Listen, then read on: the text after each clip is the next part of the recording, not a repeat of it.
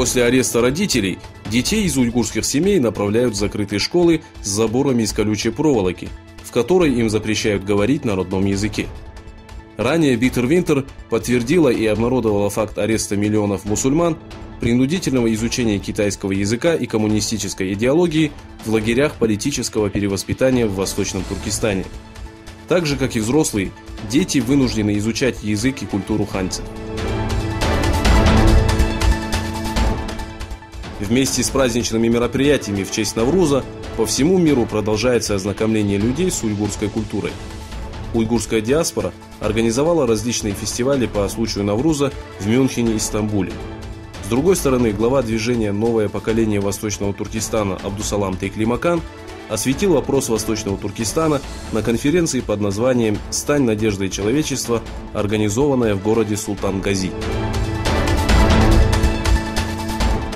В рамках официального визита главы Китайской Народной Республики Си Цзиньпиня в Италию сторонами был подписан ряд соглашений относительно экономического и стратегического сотрудничества.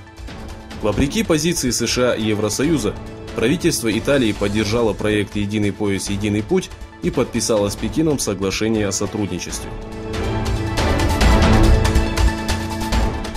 В столице Бельгии прошли протесты против нацизма и дискриминации. Протесты были поддержаны политическими партиями и большим количеством общественных организаций. Протестующие собрались у северной железнодорожной станции и прошли до площади Place de Bell. После сокрушительного урагана в Мозамбике число погибших увеличивается с каждым днем. Жертвами урагана стали 56 человек в Малави, 259 в Зимбабве и 417 в Республике Мозамбик. Спасательная команда турецкой организации «Акут» направилась в Юго-Восточную Африку по просьбе президента Республики Мозамбик.